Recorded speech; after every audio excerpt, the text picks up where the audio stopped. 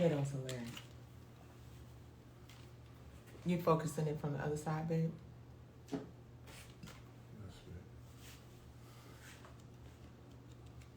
What up, y'all? Hey, y'all. What's up, guys? Hello, beautiful people. What it do, what it do, what it do? We in here getting some work done. Y'all, when we did the show in Stockbridge, my husband captured some amazing footage of me singing in the rain. And it screwed our camera up. So we had to get a new camera. And we have a new, this one is 4K, right, babe? Mm-hmm. This one is a 4K camera. So we're in the studio getting stuff together. Y'all see Bob behind me. My husband painted that amazing photo of Bob Marley. Let's see. There go Michael on the other side. And then if you go all the way over here, then you see Miss Diana Ross.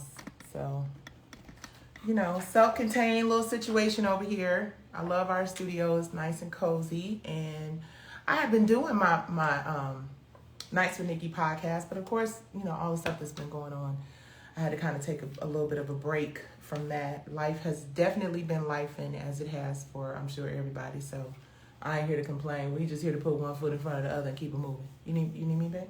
Okay. He's getting it in focus, and I was like, let me call and talk to my people. Let me see what you are doing.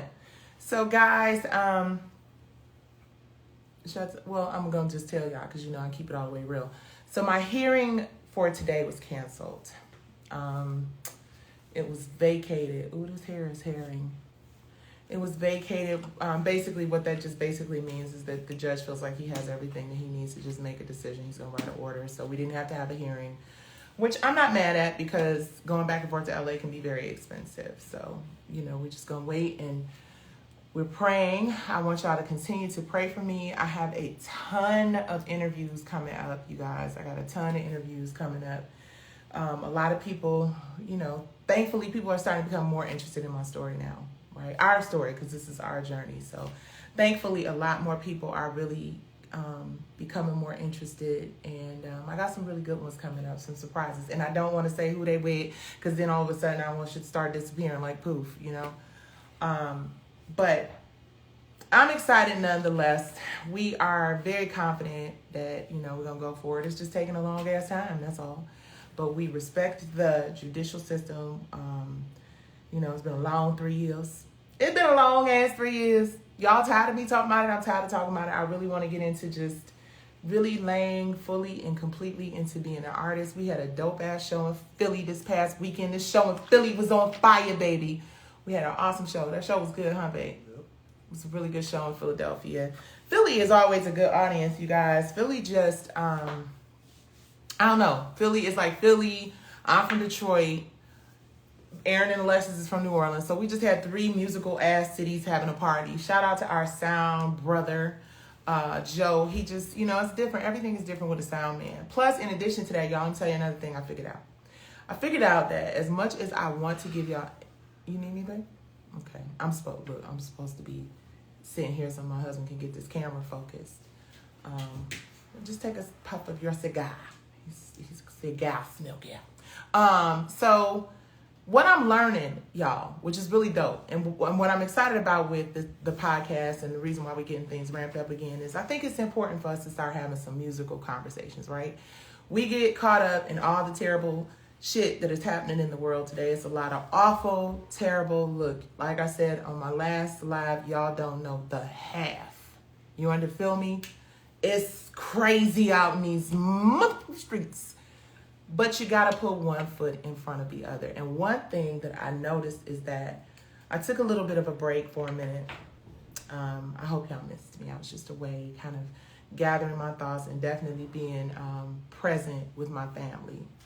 Please pray for my family. Please pray for my family.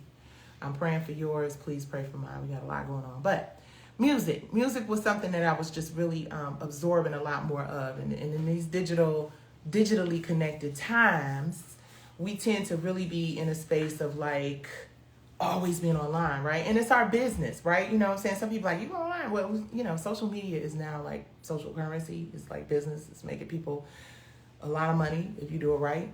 And it's actually not great for some people's mental health. So it's a double-edged sword, and you have to really be careful about it. But unplugging from that a little bit and listening to more music. When I was in Detroit, I went into a record store owned by Jack White from the White Stripes. I believe that's his name. And he's pressing vinyl. And you can actually see where they're actually pressing the... Whoa, you good, man? Let's trip over the dog. Okay. Holla at your girl. You can actually see where they are pressing the vinyls. And it was so interesting to see. And then I started listening to some. And it was like Coltrane or something. And it just felt so good. And it's just like music is just...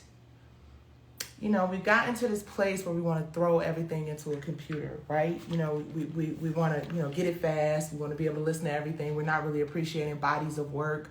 You know, it used to be a time when, like, I remember back in the day, y'all, where, like, the Prince album, Under the Cherry Moon, came out, and, like, they literally would play the whole album on the radio, and you would have to, like, wait for the songs and wait in between, and you could, like, listen to the record, pre-listen to the albums. Because the DJs would play the whole thing. And I don't know if they were playing the whole full records or not. Felt like they were. But I just remember the radio, the simplicity of the radio and listening to records. And if it's not anything that you've really been able to experience because you may be a millennial, or maybe we've all sort of, our attention spans are just like that long. Get into a body of work. Get into a vibe. Get into a whole album. Remember that whole Sade album? Remember that whole Anita Baker album? Like, get into a whole vibe. Get into the stacks. Listen to whole records. Because it changes your perspective on tones and energies, and that, especially older stuff, more nostalgic stuff, is alive, right? It's the life is sort of baked into it. And I think in these digitally connected times that we are in now, there are a lot of pluses because you get shit fit quick, fast, and in a hurry. But this is really some Star Trek shit. Like the fact that I'm actually able to have a conversation with y'all on this live, and we just like Star Trek beat me up. It's crazy. Like back in the day, we had whole cords. We used to run through phone cords because you'd be trying to wrap it around the house to do shit. And now we have this. So technology is great, but do not forget what real life, real authentic, real organic, genuine vibrations feel like. And I think that is the thing that is missing from a lot of places right now. So I'm just, you know, as I sit here and talk about this digital network that we're launching, a streaming platform that we're launching, songs in the key of life, soror, yes, on vinyl. You gotta listen on vinyl. I'm telling you, once something goes through a computer, it changes shit up, right? Once that analog energy is just, there's a reason why. There's a reason why you hear those songs today, and they bring very clear memories. Sometimes if you listen to the right records, you can smell the food cooking. You know what I'm saying? You can see the beer cans on the table. You can hear the cars hitting the table. Like if you allow yourself to just absorb good vibrations, I really truly believe that really great things come out of it. And I'm saying all this to say, I spent a lot of time just listening to music because that's the only place I felt like I could get, you know, real inspiration, right? Because the shit that's happening out here today is just so lackluster. So I'm listening to music and I'm realizing that I was starting to sing along with it, and I was starting to create arrangements in my head, and I was starting to like vibe shit out. And I was like, oh, this is dope. Like, and I felt the impact. I saw the impact. I think the audience, thank you, Debbie. Hi, Debbie, thank you. Thank you for the badge. Thank you. I hope all is well with you and your sister. I really do. But you know, I felt the impact of me just getting into that vibrations and those tones and unplugging from the digital stuff, and how it affected the show and how the audience interaction. It was just awesome. It was amazing. And it was an incredible connection. So we have a bunch of awesome things coming up with this Brownstone brand. There's a bunch of really incredible things that are in the pipeline. So you guys stay tuned and make sure that you follow at Brownstone Official. If you're just coming on this live, unfortunately, well, not unfortunately, because I believe wholeheartedly that God is in control of this, and everything connected to it is got his power over it. So the hearing was postponed or canceled, vacated. The hearing was vacated, and he's just going to issue a ruling without it. So it's a lot of people coming from out of town, so it's actually not a terrible thing. I'm just anxious. As you know, I'm very anxious for, I just want to get to trial. I just want to get to trial. That's it. I just want the jury and the judge and the trial people and everybody to see all the stuff. You guys, on another note, Milli Vanilli. Let me tell you, when I saw it, I said to myself, and myself said, And I said, this Milli Vanilli thing is going to hopefully deter a lot of people from doing what they did, right? Or what the people who put that project together. Because the most interesting part about it, and I'm going to finish watching it before I completely give you guys, I'm definitely going to give you a review of the Milli Vanilli movie that's streaming right now. Because that whole situation, and it's crazy because today I was in Sam's Club and I heard Martha Wash again. And when I was making that post last night, I heard Martha Wash and I was just thinking to myself, I hope she's getting paid. I know she went to court about it, and I think that it was, settled or whatever. But I hope Martha Wash is getting paid. I really do, because, that Stir It Up, Strike It Up, that record, Strike It Up. This band is gonna play my tune. Strike it up, let that came like Martha Wash, baby, she got it. So I'm hoping and praying that she's getting paid, because it's just everywhere. It's just playing everywhere. I heard she won, but I hope that winning included. Hey, bed. What you need? What you need? You supposed to be in the bed. It's 9 o'clock. I'll be up in a second. 9:15, bruh. Go to bed. I'll be up there in a second. You feel me? You understand? These kids these days, my grandson, boy. But anyway, I hope she's getting paid. And I hope that it includes a percentage of the streams. Because, that's what's happening right now in the world of actors and actresses. We're trying to figure out what's going on with the streaming revenue. So hopefully, at the end of the day, I think all creatives want is a fair, equal share of the things that we create. It just really sounds so absurd that, you have to just beg and plead and be 7 figures into litigations and 3 years into litigations. And it just makes so much sense to just, when someone creates something amazing that makes a lot of money, that, is enjoyable for people, like in the case of the songs that Martha Wash did, that CNC Music Factory pretended like they did, and the poor whoever sang the Milli Vanilli thing. It just makes sense, and it just seems so much right to just pay the people who created a fair, equitable share. That's it. Nobody wants to be all up in lawsuits and litigations, and then you got to be humiliated, and it's terrible, because this is the thing about the Milli Vanilli thing, right? What's crazy to me about that is that there are so many people who was involved in that scam, but the face of the scam is going to be Milli Vanilli, those 2 guys. But there were so many people involved in that whole scam. It was 50,000, 11 trillion people. So you said it happened to Missy in her career? Really? I didn't know that. That's interesting. Wow. You find out so much. You find out so much. But it's just crazy, because the people who are lots of times the brains behind the infringements and the fakery and the fuckery, you don't even see them. It's always a black person who just wanted it so bad that they just agreed to be a pawn in the game. And Milli Vanilli was a pawn, and the girl Velma, or whatever her name was, who was dancing around singing like she was Martha Wash, was another pawn. And there's always people like the little man behind the curtain. I coined that during R&B Divas. There's always somebody who just, I don't know why people don't want to just do business with integrity, right? Because I don't know. Maybe it's just we've made it too easy to be hoodwinked and bamboozled. You know what I'm saying? I think about Spike Lee, and I think about Hollywood Shuffle, and I think about it's we've been having these conversations for so long, right? And maybe when Master P got his Master P deal back in the day, allegedly, a lot of those deals didn't happen, which that should have become the norm instead of just going away because, oops, we let them slide through. You understand what I'm saying?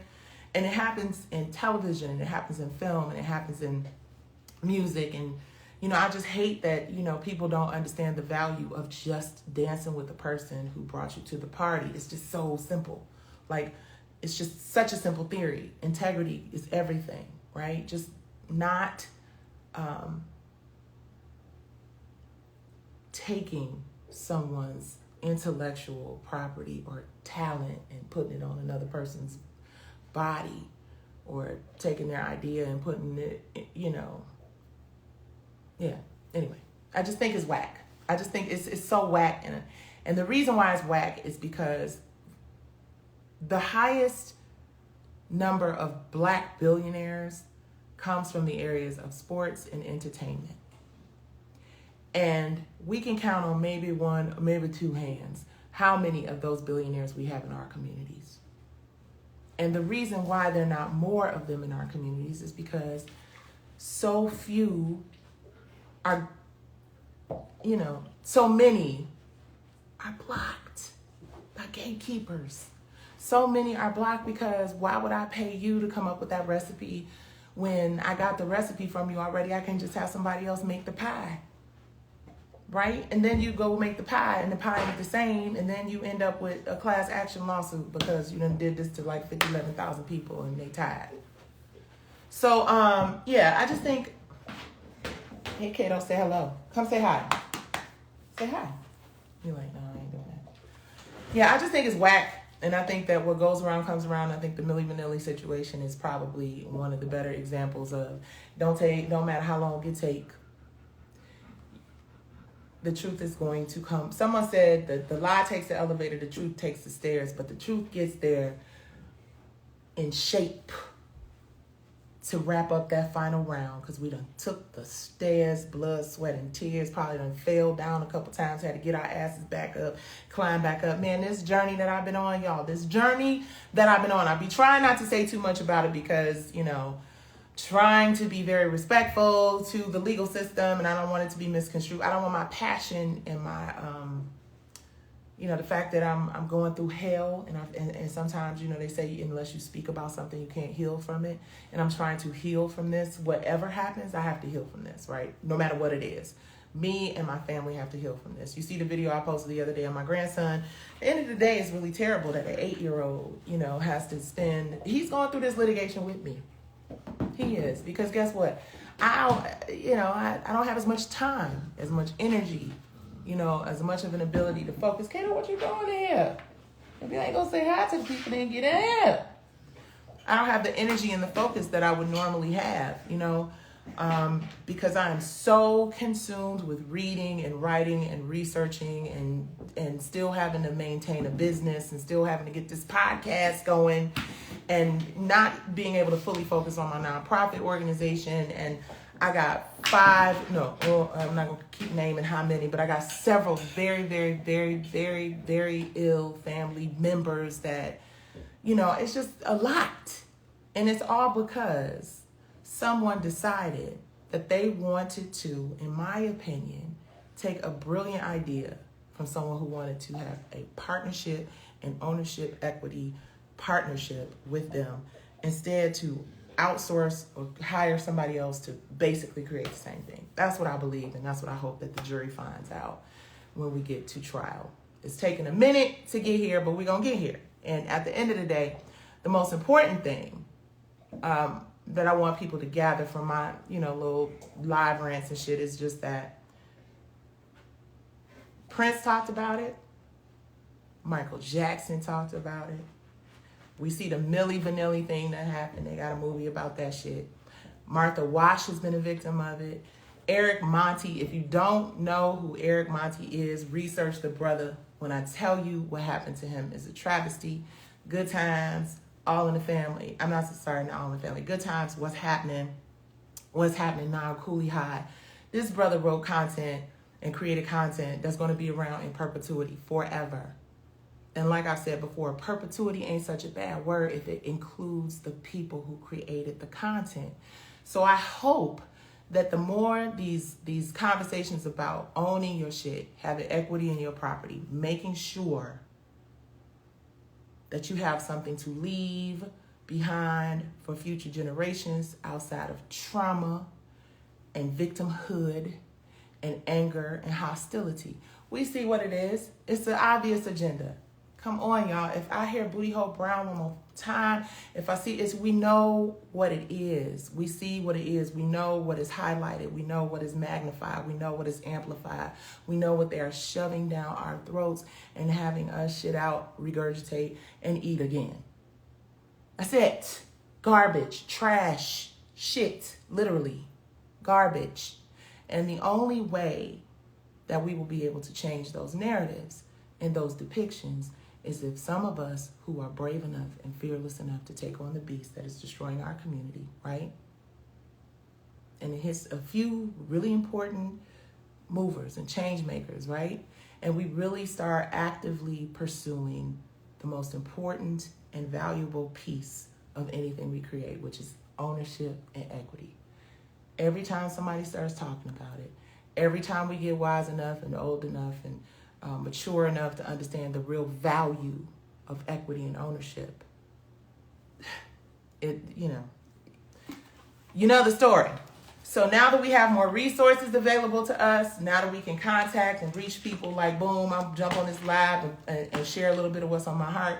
Let's make sure that we start putting one step in front of the other and moving in the direction of like really making actions speak louder than our words, right? We are the number one consumers in the country, right? We have the power of the dollar when it comes to every community except ours. We will sow into every non-Black owned and operated business entity on the planet. We have got to redirect those resources into those in our own communities and start holding the people who do not accountable. One Tyler Perry is not enough. One Byron Allen is not enough. One Oprah Winfrey is not enough. One Ava DuVernay. We need to make sure that ownership and equitable interest in the things that we create is the norm, right? Entertainment and sports. If we put our money where our mouth is, if we unify and go, and I know people say this all the time, and people, but we just got to keep saying this shit. Because eventually, one day, somebody going to wake up, enough of us will wake up to realize that that is the only way, right? Everybody want to be famous. Look at the most famous people in the world. The most famous people in the world have told you over and over and over again, fame is overrated. It's a mother vapor. Period. It's going to go away. I don't care if you Cardi B. I don't care if you Meg. Eventually, well, I mean, Beyonce gonna be here forever, forever, ever. But you understand what my point is. It is a vapor. I'm hollering at my people, man. Wow, man. Did you figure out how to do that or no? It's good. Oh, it's good? Mm-hmm. You're perfect. So, yes, somebody said we gotta come. That's it. We have the ability to drive culture, right? But what we've done is a lot of the people who are making decisions, like for real, I ain't gonna hold y'all up, and I'm not about to make this a big P Valley rant, although I could rant on this shit. I mean, if somebody pay me, whatever. But anyway, the producers on P Valley, if you look on IMDb and you look up all the people who have like producer power, influence, like making decisions and shit like that, right? It's a lot of like older white men, middle-aged white women, young white women, and then there's like Katoria Hall and another Black person, I think. Like the co-showrunner, like the main person who was like handling shit in the beginning, from what I understand, based on interviews that Katoria said, was this lady named Liz Garcia. Like she's, you know what I'm saying? So I'm like, you're telling the story about, stripping in the Black community, urban communities, all the stuff that's going on in our communities. And like, I feel like the majority of the people who are making those decisions should, have a real understanding, a real authentic, real understanding of those communities. Now, again, I'm not here to, well, I don't care. At this point, it is what it is. My point is just, there are a lot of shows and a lot of music and a lot of shit out there that we think is Black created and owned and operated. And the reality is, it just is not. Period. It just is not. It's the CEOs that get bumped to $22 million a year, like in the case of the guy I gave my script to. He just got bumped to $22 million a year. And, it's those people who are making the real decisions about shows like P-Valley. You know what I mean? That have a very clear depiction of our community, right? And I believe that this case, no matter what happens going forward, is going to always be a case that people can reference when, well, no, I'm not going to say that. I'm not going to say that. But anyway, yeah. So a lot of the times, I just want y'all to understand a lot of what we see, like Good Times, right? Good Times, okay? Let's talk about Good Times real quick. Good Times was created by a brother named Eric Monty. Eric Monty created Good Times. But whose name do y'all remember seeing after every episode of Good Times? Norman Lear. Period. Big, bold letters. Norman Lear.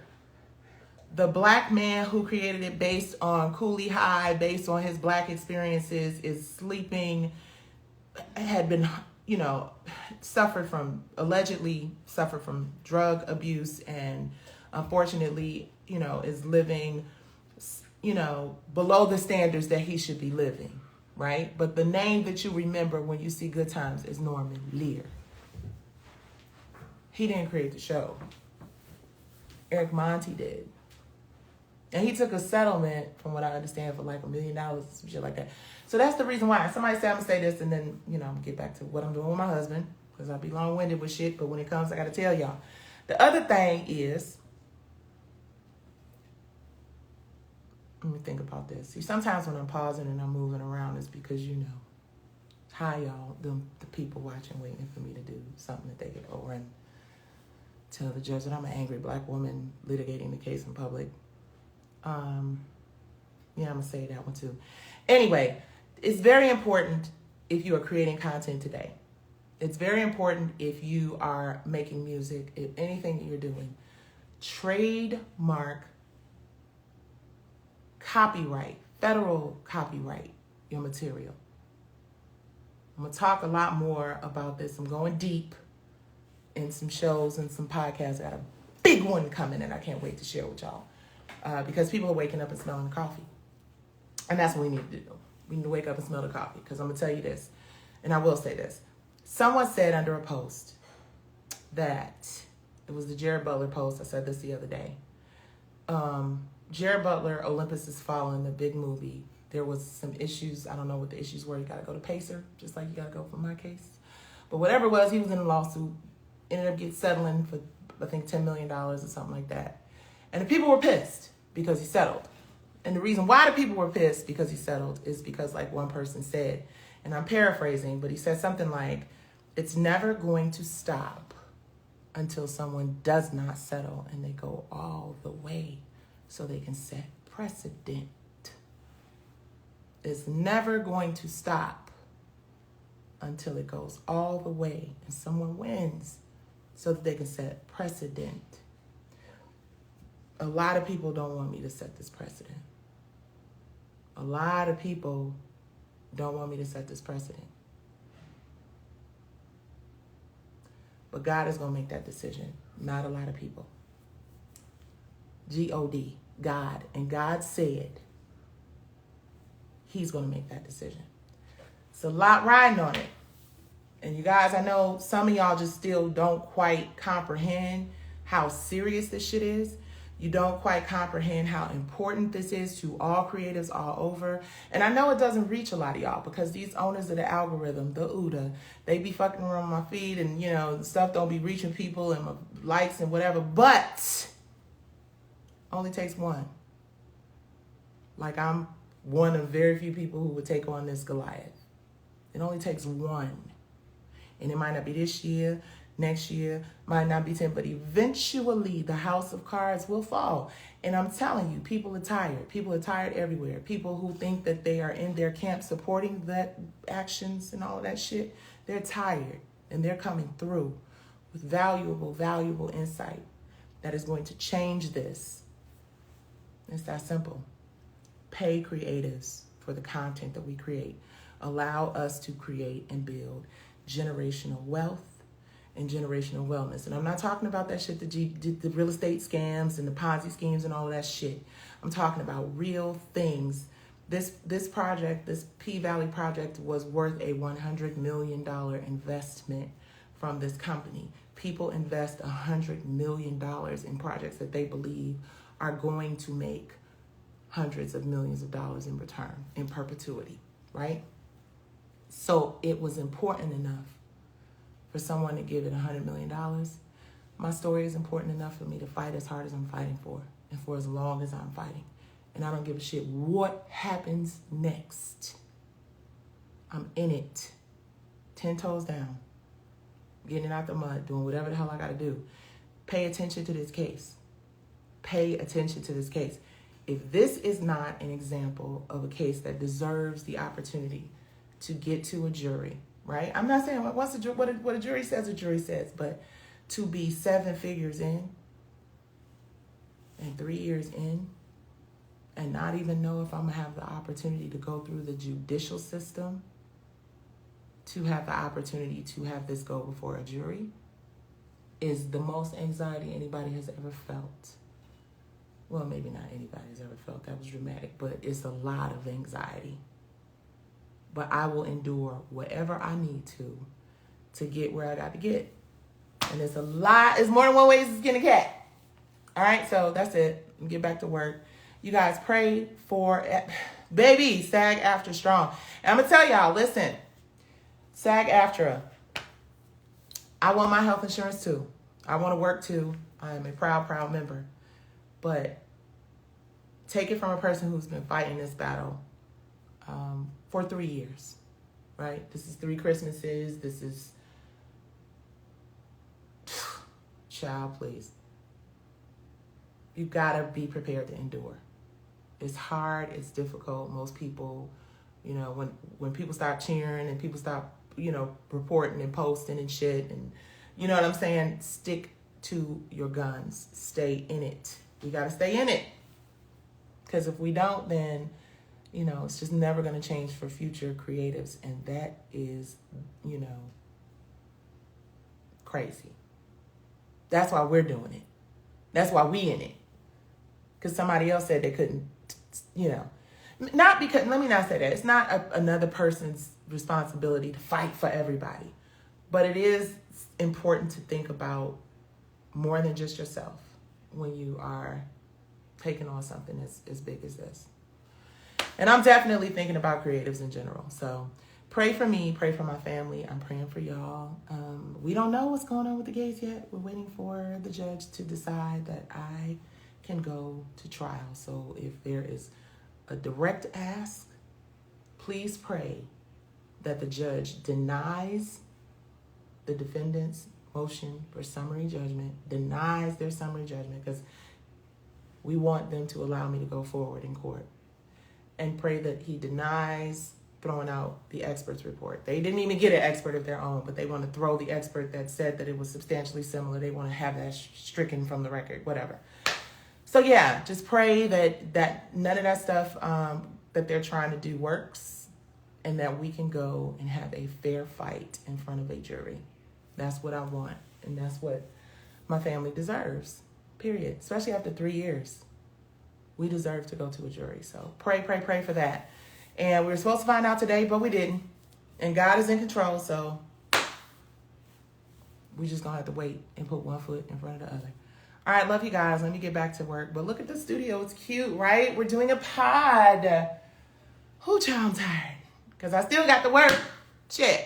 What I'm going to do? Sit in the corner and cry? Well, I do that too sometimes, but you know what I'm saying. All right, love y'all. Mwah. Peace. Oh, wait. Subscribe to my YouTube channel, please. We're about to be releasing a lot of really amazing... That was the whole reason why I came on here. And then I started talking about this shit again, but But we're about to have a really awesome YouTube situation going on at Wirf, WIRF.TV. Wirf.TV is our YouTube channel. Great new content is coming. We've got something coming for the holiday. Oh, y'all, we got so much good stuff coming. It's good stuff coming. But your girl is tired because I'm busting my ass to pay lawyers and sing on stage and write scripts and shit and still be in my family and be there for my family and fight the power. But it's some dope. You hear me, so raw? You feel me, so raw? Let's get it cracking. It's some great stuff happening. Worth, WIRF.TV. Please subscribe to my YouTube channel. We got old content coming. We got new content coming. And stay tuned because, like I said before, there's something cooking. And I hear, I don't know, an R and a B and maybe a divas.